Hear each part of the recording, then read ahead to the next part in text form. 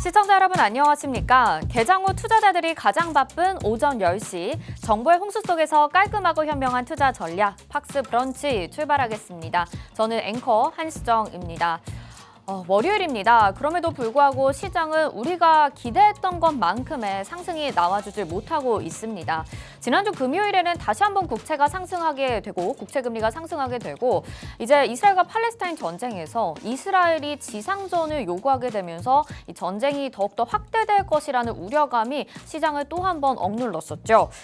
이번 주에는 글로벌 빅테크 기업들의 실적 발표가 예정이 되어 있는데 아마존, 마이크로소프트 등 주요 대기업들의 실적을 발표할 것으로 예상이 되면서 시장은 이쪽에 기대를 걸고 있습니다. 그동안 억눌렸던 투심을 다시 회복시키는 계기가 될지 궁금해지는데요. 저희와 함께 또 전략 세워보셔야 되겠죠. 오늘도 글로벌 시장 분석부터 투심이 쏠리는 기업 산업 이슈 그리고 실시간 특징주와 공략주까지 45분이라는 시간 동안 압축적으로 준비했습니다. 저희 방송 보시면서 성공 투자 하시는 건 물론이고요. 또 이후 방송에 출연하시는 전문가 멘토와 함께 하실 수 있는 기회 마련되어 있으니까 방송 보시면서 적극적으로 참여해 보시길 바라겠습니다. 자, 그러면 지난주 미국 시장 점검부터 오늘 국내 지수까지 한번 살펴보시죠. 네, 지난주 3대 지수 모두 하락으로 마무리가 됐습니다. 앞에서 말씀드렸던 것처럼 10년물 국채금리가 다시 한번 5% 이상 급등하게 되면서 지수는 모두 눌리는 모습이 나타났는데요. 여기에다가 지난주에 발표된 주요 기업들의 실적이 그다지 좋지 못했습니다. 기대 이하의 실적들을 발표하게 되면서 다우존스는 0.86%, 나스닥이 1.53%로 더 크게 빠졌고요. S&P 500 지수는 1.26% 하락하는 움직임이 나타났습니다. 그런데 이번 주에 또 다른 기업들이 실적 발표를 할 예정입니다. 마이크로소프트, 알파벳, 메타, 아마존 등 글로벌 대기업들이 발표를 할 것으로 예정이 되면서 시장의 기대감은 계속 남아있는 상황입니다. 과연 반등해줄 수 있을지 주목해 보면서 오늘 국내 지수 먼저 출발을 했는데요. 양시장 움직임 살펴보시죠. 오늘 보합권 안에서 혼조세의 움직임이 나타납니다. 다만 코스피보다 코스닥이 좀 더 강한 모습이고요. 코스피는 0.12%의 약보합권의 움직임 보여주면서 2372.24포인트의 거래가 되고 있습니다. 코스닥은 0.32% 강세가 나타나고 있는데요. 771.51포인트의 거래되고 있는 상황입니다. 다음은 투자자별 매매 동향 살펴볼까요? 계속해서 외국인들의 매도세가 나타나고 있는 시장이었습니다. 그런데 오늘 코스피 시장에서는 매도하고 있지만 코스닥에서는 기관과 외인이 모두 매수를 보여주고 있습니다. 많은 양은 아닙니다만 그래도 순매수세로 전환이 됐다는 점 참고하시길 바라겠고요. 코스닥에서 외국인들이 71억 원, 기관들이 72억 원 매수 우위 보여주고 있고 코스피에서는 모두 매도하고 있습니다. 개인들은 오늘 같은 시장에서 코스피에서 477억 원 매수 우위 보여주고 있고요. 오늘의 강세 테마 살펴보시죠. 시장은 전반적으로 기술주들이 떠오르거나 강세 테마가 뚜렷하게 있는 건 아닌 것 같습니다. 오늘도 테마주 장세 속에서 이 구충제 관련주들 그리고 아프리카 돼지열병, 구제역, 광우병 쪽으로 수혜가 나타나고 있는데요. 이 구충제 관련주 전반적으로 엮이게 되면서 오늘 제약바이오 일부 종목들이 상승을 하고 있습니다. 특히 대성미생물, 이글백 같은 종목들이 상한가 부근까지 상승을 하게 됐는데요. 동물 의약품 관련주라고 볼 수가 있습니다. 지난주 금요일이었죠. 지난 20일에 충남 서산시에 있는 소재 한우 농장에서 림피스킨병이라는 질병이 발견이 됐다고 합니다.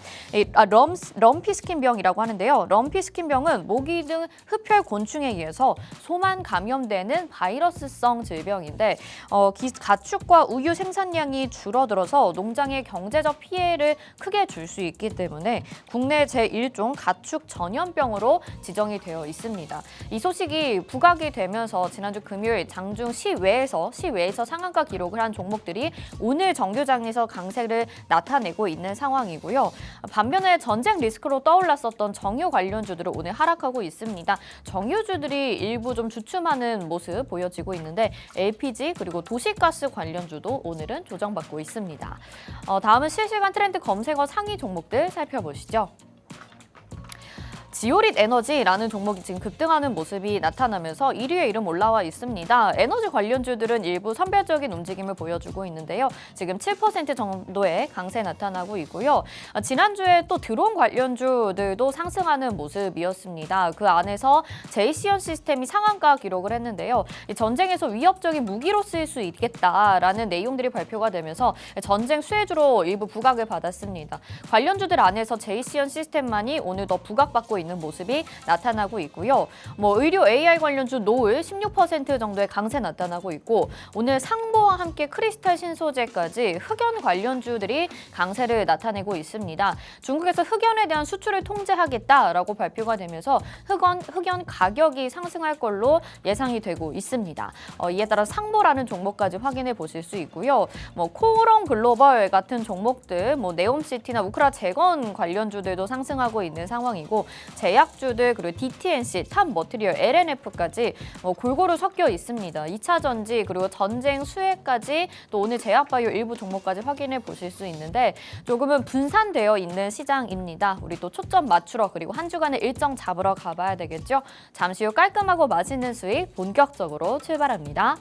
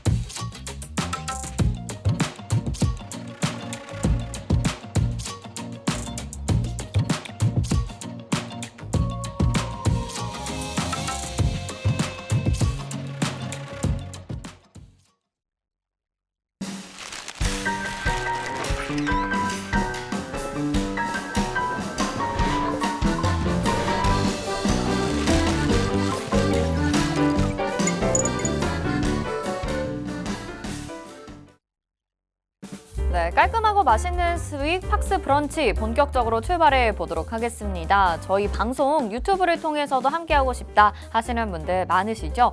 유튜브 검색창에 팍스경제TV 실시간 이렇게 검색하시면 유튜브를 통해서도 저희 방송 시청 가능합니다.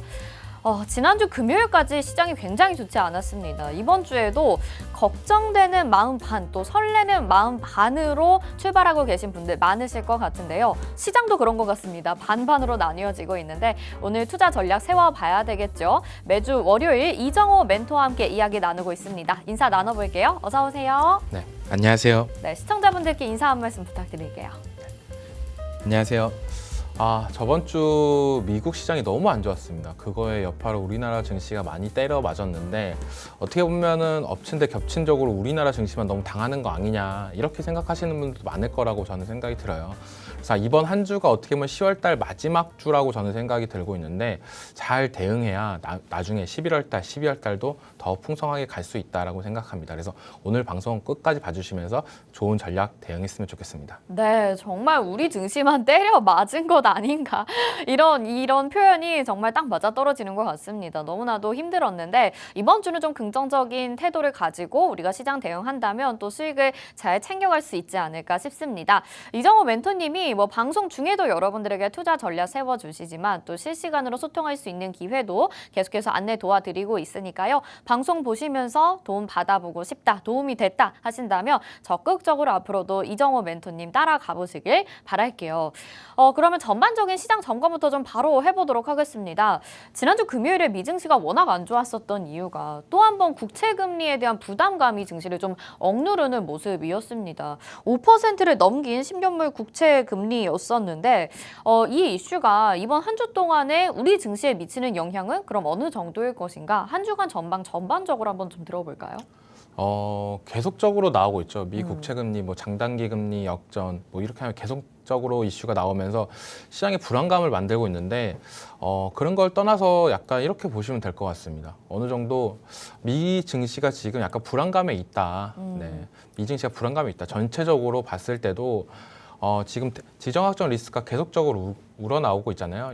이스라엘, 팔레스타인 이렇게 계속적으로 나오는데 여기서 국채금리까지 그러면서 이제 금리 인상을 더 하면 더 했지 계속적으로 악재적인 연준 의장들의 발언이 계속적으로 나오고 있는데 이런 부분을 봤을 때 국채금리를 따지고 넘어갈 필요도 있다라고 저는 생각이 들어요. 네. 얼마 전에 있던 30년 국채금리가 30%가 넘게 나왔는데 어떻게 보면 2년물보다 30년물이 더 낮아야 되는데 약간 그런 게 역전도 됐다. 약간 그러면서 10년물이 지금 5%가 좀 안 됐었는데 이제 금요일 날 그런 이슈가 불거지면서 계속적으로 나오고 있다라고 보시면 됩니다. 네. 이 국채도 2년, 뭐 1년, 5년, 30년, 20년 뭐 이렇게 기간별로 있는데 계속적으로 이 국채금리로 계속적으로 압박을 주면서 이렇게 이 증시 조정 기간을 주면서 우리나라 엎친데 격친데라고 저는 그렇게 생각을 하고 있는데 네. 약간 그렇게 생각하시면 돼요. 어차피 이 리스크는 긴축이 끝나야 끝나는 겁니다. 네, 그러니까 미국에서 금리를 어느 정도 안정화시키고 그다음에 경제가 어느 정도 안정화돼야 그 이슈가 끝난다라고 저는 생각이 들고 있는데 그러려면 제일 중요한 건 이제 인플레이션이 좀 잡혀야 된다라고 생각하는데 이번 지정학적 리스크로 인해서 이젠 인플레이션도 잡을 수가 없게 됐다라고 보기에 그렇게 보시면 된다라고 보시면 되고 이게 우리나라에 그 영향을 끼치는 거는 어떻게 본다면은 계속적인 이런 악재나 이런 부분이 계속 때려 맞아야 좀 내성이 생긴다라고 봐요. 우리나라 증시도 어떻게 본다면 미증시에 비해서 많이 못 올랐습니다. 네. 못 올랐는데 이런 부분 때문에 어떻게 보면 더 많이 안타깝다라고 저는 생각이 들고 있는데 어느 정도 좀 때려 맞아야 그때부터 이제는 내성이 생겨가지고 그때부터 좀 올라가지 않을까라고 생각하는데 저는 그렇게 크게 작용하는 건 아니다라고 보고 있어요. 왜냐하면 그만큼 뭐 전 세계 시장으로 봤을 때 뭐 안전자산 투자 선호 심리로 미국채가 좀 더 많은 비중을 따지고 있고 뭐 아시아 증시가 좀 더 안 좋게 볼 수 있다라고 볼 수 있겠지만 그래도 우리나라 기술주나 이런 부분은 상승 탄력은 충분히 있다라고 저는 생각하고 있기 때문에 네. 저는 이게 조금 더 길어지면 길어질수록 우리나라 증시한테는 좀 더 호재로 느끼지 않을까라고 생각하고 있습니다. 네. 그러니까 미국 시장 같은 경우에는 이 국채 금리의 상승이 영향을 받고 있고 결국에는 금리 인상 시기가 끝나야지만 시장이 조정될 것이다라는 분석이실 것 같은데 그에 비해서 우리나라 증시는 이 영향을 점차 덜 받아갈 것이다. 내성이 생기기 때문에 이렇게 말씀을 해주셨습니다. 우리 이미 뭐 내성이 생길 만큼 너무나도 오래 정말 때려 맞았습니다. 이제는 좀 회복할 시기를 기다려봐야 되지 않을까 싶은데 기대를 해볼 요소들이 이번 주 안에서도 굉장히 많을 것으로 예정이 되고 있거든요. 한 주간의 전망들도 좀 한번 살펴봐야 될 것 같아요. 매주 월요일에 또 출연을 해주셔서 한 주 이슈 정리들을 좀 해주고 계시는데 이번 주에 좀 주목해볼 만한 일정들 어떤 것들이 있을까요? 네, 이번 주 주목해야 될 일정들은 프랑스 대통령 그리고 네덜란드 총리가 이스라엘 방문을 합니다. 이게 뭐냐면 얼마 전에 바이든도 갔다 왔죠, 이스라엘. 네. 갔다 왔는데 그런 부분을 떠나서 약간 계속적으로 전 세계 주요 국가에서 이스라엘 방문해서 왜 방문을 하겠습니까? 네, 이 전쟁이 금방 끝내야 네.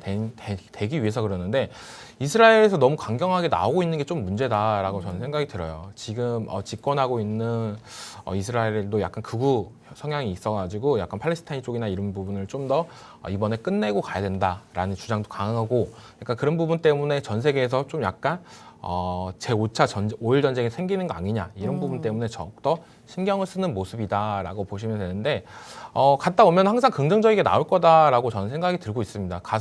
갔다 왔는데 그러니까 월요일 화요일 때는 그래도 전쟁이 그렇게 터지지 않을 거다라고 보시면 됩니다. 왜냐하면 네. 각국의 주요 인사가 있는데 거기에 뭐 대포 미사일이 날아가고 뭐 이렇게 된다라고 한다면 이거는 전차 전쟁이 더 확산이 될 수도 있기 때문에 네. 월요일, 화요일 정도는 약간 숨 한번 쉬어도 된다라고 저는 생각이 들고 있고 이번 주에 또 주요 미국 실적 발표들이 있는데 네. 대표적으로 마이크로소프트 그리고 알파벳이 실적 발표가 있습니다.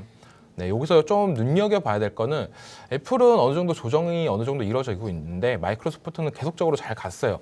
그 상승 탄력이 이젠 더 넘길 수 있냐 없냐 약간 이런 부분을 좀 더 봐야 된다라고 저는 보고 있고 알파벳 실적이나 이런 부분을 봐야 이제 미국 주들의 기술주들의 상승 탄력이 어느 정도 나오냐 안 나오냐에 따라서 우리나라 증시도 영향이 온다라고 저는 생각이 들고 있습니다. 이번 주 금요일 날 9월 PCE가 있습니다. 미국의 개인소득, 개인소비 지출이 있는데 이게 또 미국 연준에서 중요하게 인플레이션 관련 지표로 보고 있기 때문에 이거에 따라서 전체적인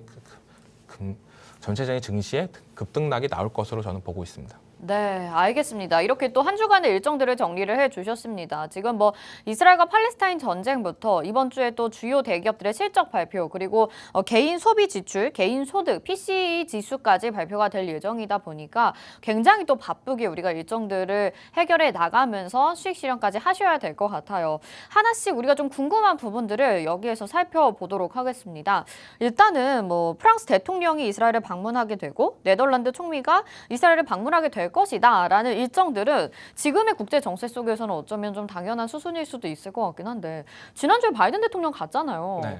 뭐 엄청난 효과는 없었습니다. 솔직히 말하면. 네, 그리고 맞습니다. 이스라엘은 주말 동안에도 계속 지상전을 하고 싶다 막 이렇게 얘기를 하기 때문에 더욱더 지금 확산될 우려가 있는 상황인데 과연 이 각국의 수장들이 방문을 한다고 해서 어느 정도의 이 전쟁 리스크를 좀 잠잠화시킬 수 있을 것인가. 그리고 시장에서 우리가 좀 숨을 돌려볼 수 있겠다라고 말씀을 하셨는데 그러면 방산주는 우리가 어떻게 좀 살펴봐야 될까? 이렇게 궁금하거든요. 일단 시장 미치는 영향, 그리고 어느 얘기가 나올 것인가 요것까지만 들어볼게요.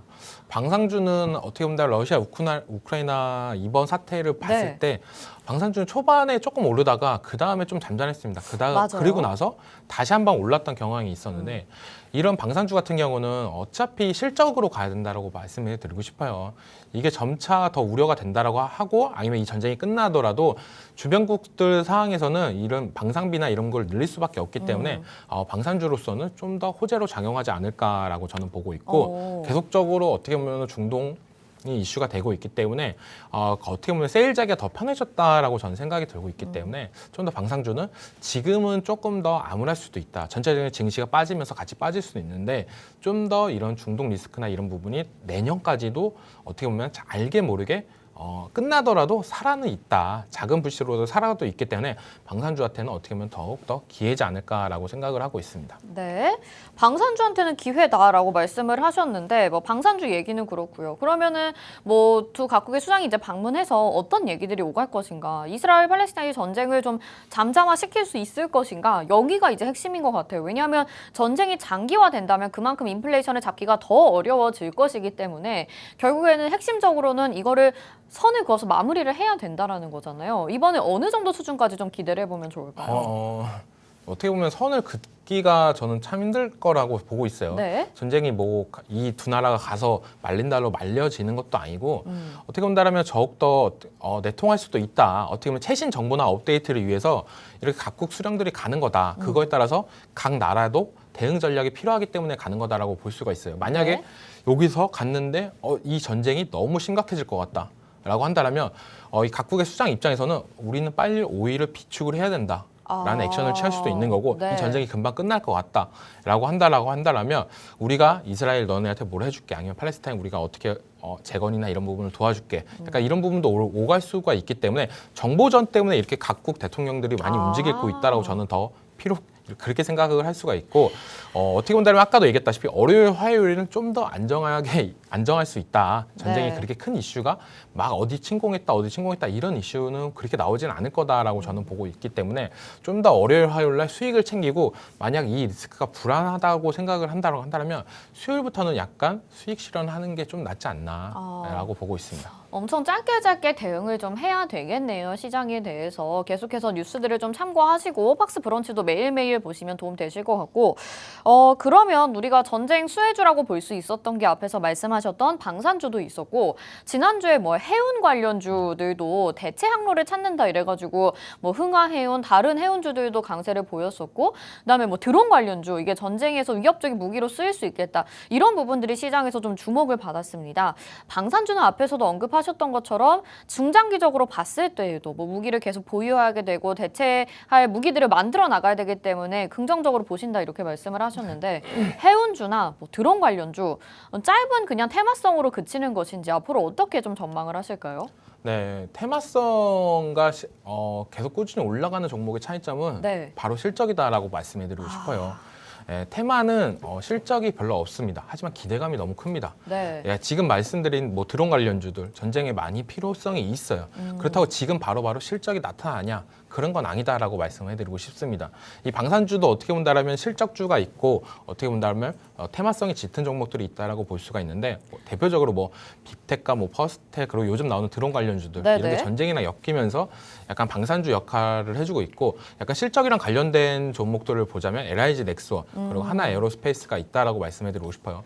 이런 실적으로 가는 방산주 같은 경우는 전쟁이 끝나더라도 어느 정도 올라갈 수 있을 확률이 높다라고 말씀해드리고 싶고 이런 테마성 종목들은 전쟁이 끝나면 바로 꺾어집니다. 왜냐면은 이제 기대감이나 이제 그런 뉴스나 이런 부분이 없기 때문에 이슈가 없기 때문에 떨어질 가능성이 높다라고 보시면 됩니다. 항상 그래서 이런 테마성으로 접근했을 때는 가장 좋은 거는 내 욕심을 절제를 해야 돼요. 네.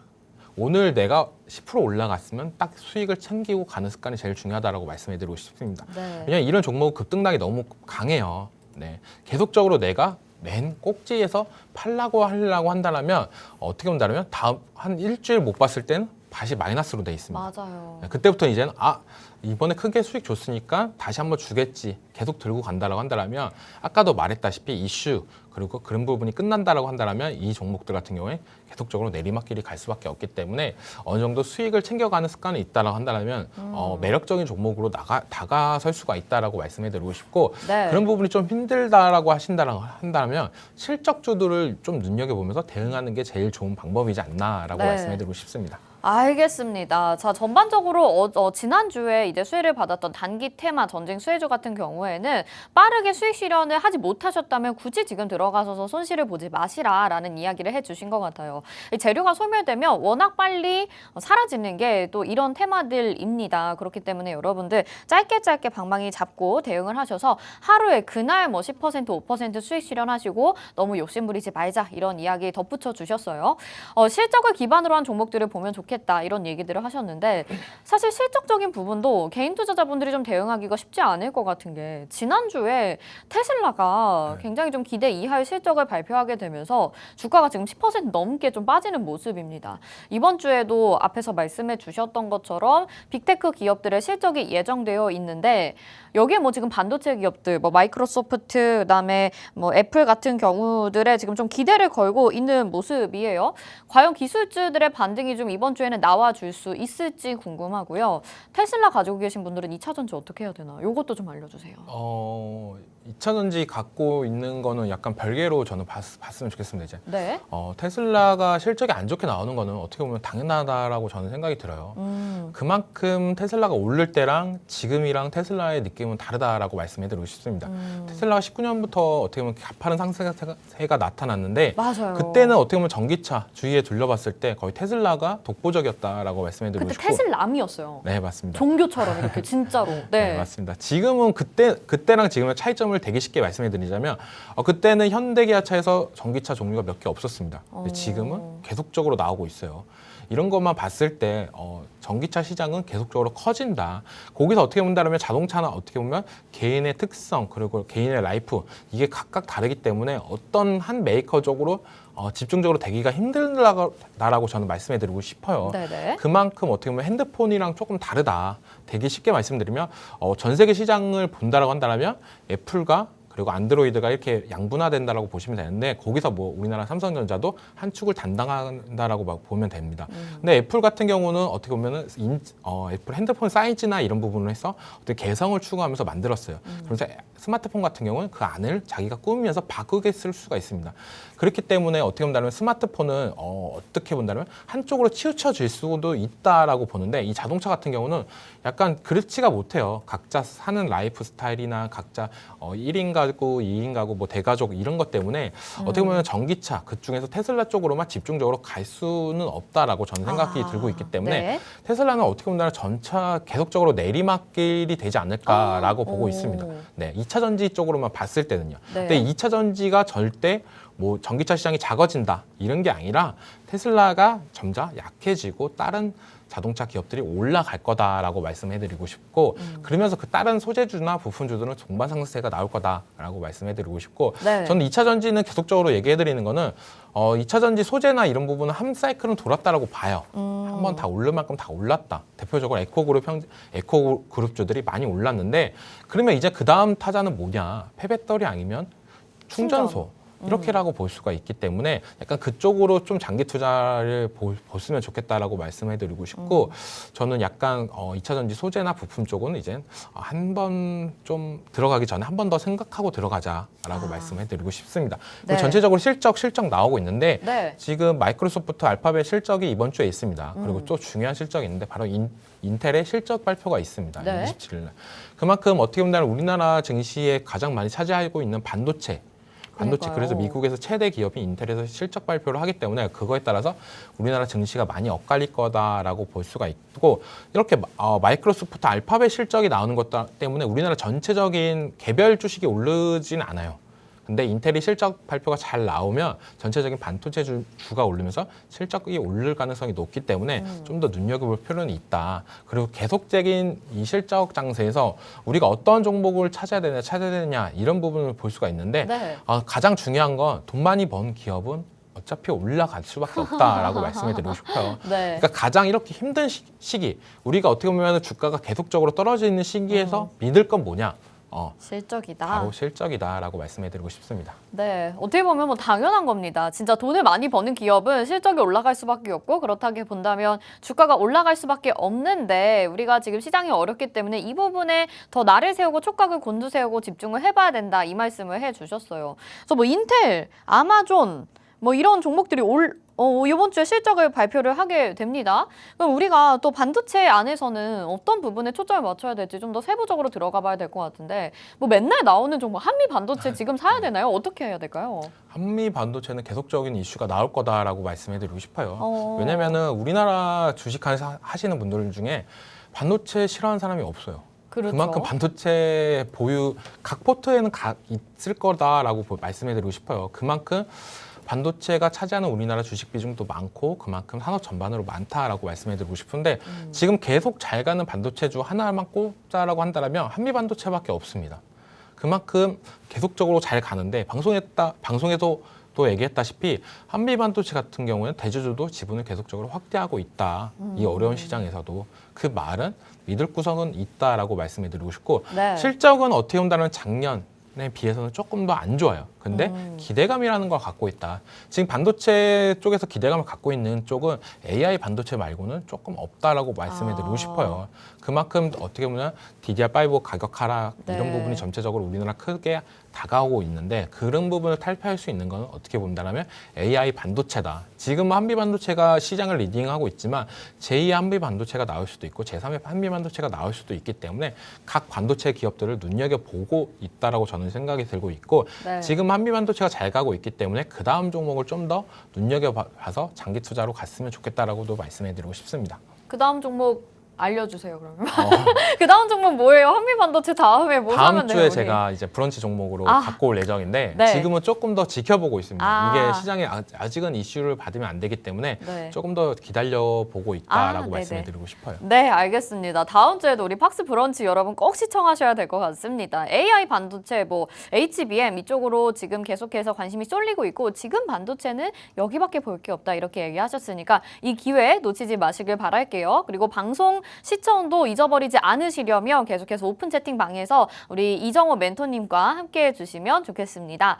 마지막으로 또 이번 주 금요일에 PCE 지수 발표가 될 예정입니다. 이를 또 기반으로 해서 FOMC 회의에서 기준금리를 뭐 동결할 것이냐 인상할 것이냐 이런 것들을 결정하게 되는데 아무래도 이번에는 지정학적 리스크도 있다 보니까 동결 쪽으로 좀 더 전망이 많지 않나 싶어요. 비슷한 수준으로 PCE 지수도 뭐 발표가 될 것이다 이런 전망치들이 있는데 또 여기에 따라서 시장이 좌지우지 될지 궁금하거든요. 어떻게 영향을 미치게 될지 한번 설명해 주세요. 네, 이 PCE 지수는 어떻게 보면 미국의 개인 소득, 개인 소비 지출을 나타내는 지표다라고 말씀해드리고 싶은데 쉽게 말하면 너네 돈 얼마나 벌었어, 얼마나 쓰고 있어 이렇게 보시면 됩니다. 왜냐하면 그거에 따라서 금리 인상이 왜 되냐, 네. 금리를 올린다는 건 물가를 올린다라고 보시면 되는데 니네가 잘 살고 있어? 돈 잘 벌고 있어? 잘 쓰고 있어? 이렇게 좋은 이렇게 지표가 나온다고 한다면 금리는 올려도 너네는 괜찮겠네, 타격이 없겠네라고 생각할 수가 있기 때문에 연준에서는 그렇게 해석을 한다라고 보시면 됩니다. 쉽게 보자면. 그렇기 때문에 어떻게 보면 전체적인 시장이나 이런 부분에 있어서 좀 더 충격으로 다가올 수는 있다라고 말씀해드리고 싶고 네. 이 PCE 지표 같은 경우는 매주 마지막 금요일 날 발표가 됩니다. 근데 그러니까 어떻게 보면 한 달의 마지막이다라고 볼 수가 있어요. 그 달에 증시의 마지막 꽃을 피우는 거는 이 PCE 지표다라고 볼 수가 있기 때문에 미국에서는 되게 중요시하게도 보는 경향도 있고 하다라고 보는데 여기서 어떻게 본다면 좋게 나온다라고 한다면 여기서 금리 인상을 더 할 수도 있다라는 불안감을 저는 더 생길 수도 있다라고 보고 있어요. 그래요? 오. 네. 계속적으로 뭐 11월 달에 안 한다, 12월 달에는 원래 대체적으로 안 했다, 뭐 이렇게 이슈가 나올 수도 있겠지만 계속적으로 금리 안팎이나 이런 부분이 국채 금리가 올라가기 때문에 그런 부분을 좀 더 잠재우기 위해서는 좀 더 시장을 좀 충격을 줄 필요는 있다. 근데 여기서까지 올려버린다고 한다면 국채 금리는 계속적으로 올라갑니다. 여기서 그냥 확 올려버려야 또 떨어질 가능성도 높기 때문에 왜냐면은 급등이 나오면 그만큼 급락도 나올 가능성도 있기 때문에 약간 이번에 만약 올린다라고 한다면 피크가 되지 않을까.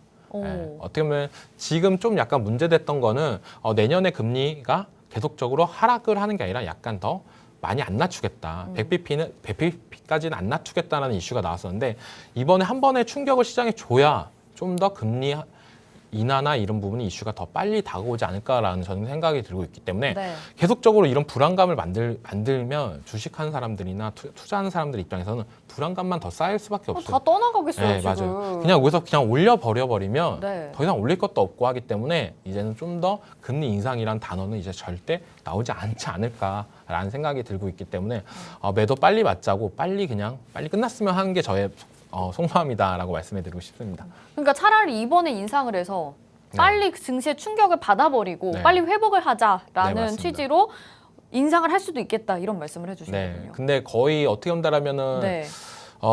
연준 의장들은 계속적으로 안 한다는 쪽으로 가고 있다라고 저는 생각이 네네. 들어요. 계속 뉴스나 이런 부분이. 이게 그렇기 때문에 좀 더 더 장기화될 수도 네, 있겠네요. 충격으로 더 시장을 대응하는 사람들, 저희 투자자 입장에서는 더 힘들게 다가올 수밖에 없다. 그래서 우리는 어떻게 본다라면 약간 수긍을 하면서 대응을 해야 되는 시기다라고 말씀을 해드리고 싶습니다. 네, 아이고 답답합니다. 수긍을 하면서 대응하자 이렇게 얘기를 해주셨는데 어쨌든 그러면 PC 지수가 어떻게 발표되든 또 FOMC 회의에서 11월 1일, 10월 31일 이렇게 회의가 예정되어 있죠. 그때 또 어떤 이야기가 나오든 간에 우리는 너무 연연하지 말고 올바른 길로 또 투자를 잘 하셔서 수익을 챙겨가는 것이 필요하겠다라는 말씀을 해주셨습니다. 혼자서는 어려우실 것 같은데요. 저희 이정호 멘토님과 매주 월요일 이런 도움 말씀 보고 있습니다. 여러분들이 또 수익 실현까지 하실 수 있게 수익까지 잘 챙겨주고 계시는 분인데요. 잠시 후에 저희가 수익률과 공략주 들고 바로 돌아오도록 하겠습니다.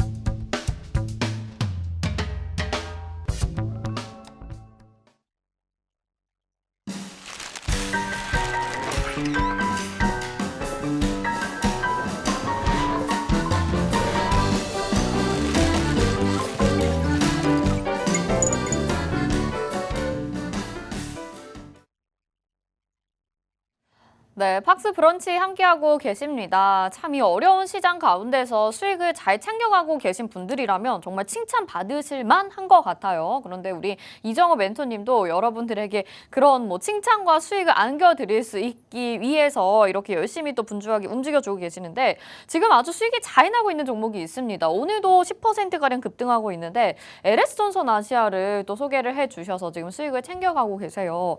어떤 이슈로 이 종목을 담으셨는지 또 어떻게 어떻게 수익 실현하고 계시는지 궁금하거든요.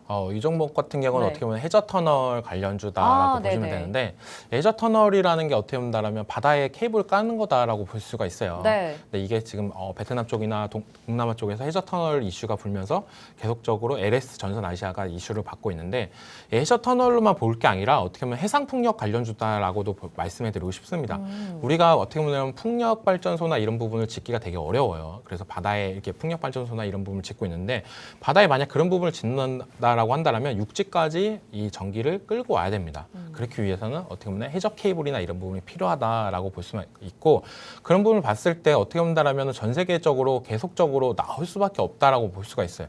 이번 바이든 공약이 뭐였냐면 신재생 에너지 확대였어요. 맞아요. 그만큼 어떻게 보면 전 세계적으로 신재생 에너지 관련 붐이 불고 있는데 해상 풍력 관련해 가지고는 지금 육지나 지상에서는 많이 힘든 부분이 있기 때문에 해상 쪽으로 갈 수밖에 없다라고 말씀해드리고 싶고 그리고 해저 터널이나 이런 부분은 신흥 국가에서는 더욱더 계속적으로 나올 수밖에 없습니다.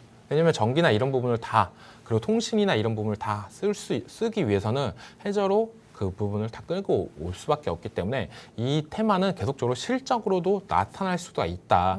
아까도 얘기했다시피 테마는 어떻게 본다면 실적이 없으면 나중에는 떨어진다. 라고 말씀해 드렸는데 실적이 바탕되는 종목들은 그 테마가 끝나더라도 실적을 바탕으로 또 올라갈 가능성이 있기 때문에 이 LS 전선 아시아 같은 경우에는 계속적으로 눈여겨볼 필요는 있다라고 말씀해 드리고 싶습니다. 네, 좋습니다. 자, LS 전선 아시아 해저 터널 해상 케이블 관련 해저 케이블 관련주로 소개를 해주셨습니다. 베트남과의 협업 소식이 계약 체결 소식이 얼마 전에 들려왔었죠. 이 타이밍 놓치지 않으시고 또 잘 잡아주고 계시는데 앞으로도 계속해서 봐도 좋겠다라고 하시니까 수익 실현 같이 하는 그날까지 여러분 잘 따라오시면 될 것 같고 또 추가적인 전략 필요하신 분들도 있으실 것 같습니다. 이 종목 가지고 계신 분들 그리고 앞으로도 이런 종목 받아가고 싶다 하시는 분들이라면 지금 바로 오픈 채팅방 입장하셔서 들어오시면 되겠죠. 방송 중에만 오픈되는데 10분 정도도 남지 않았습니다. 이 시간 안에 들어오셔야만 이정호 멘토님 함께 하실 수 있으니까 오늘 공략주는 빠르게 같이 잡아가기 위해서 오픈 채팅방 들어오시길 바랄게요.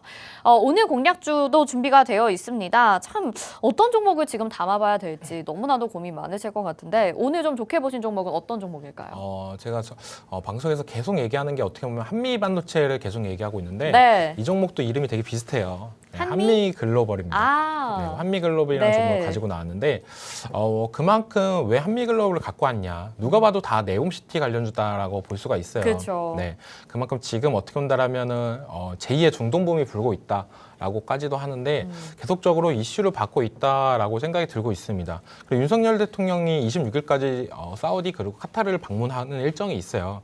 그만큼 갔다 온다라고 한다면 뭔가 보따리를 풀지 않을까라는 기대감도 있는데 지금 계속적으로 사우디나 이런 부분에 있어서 이슈가 나오고 있습니다. 사우디 MOU가 거의 총 61조를 돌파했다는 이슈도 나오고 있는데 이건 어떻게 보면 업무 협약입니다. 아직까지 수주나 이런 부분은 아니고 이제 할 예정이다. 약간 이렇게 보실 수가 있는데 지금 이렇게 보시면 돼요. 윤석열 대통령이 어떻게 보면 지지율이 되게 안 좋다. 안 좋은데 이런 부분을 어떻게 보면 탈피하기 위해서는 자기의 업적이나 이런 부분이 필요하다.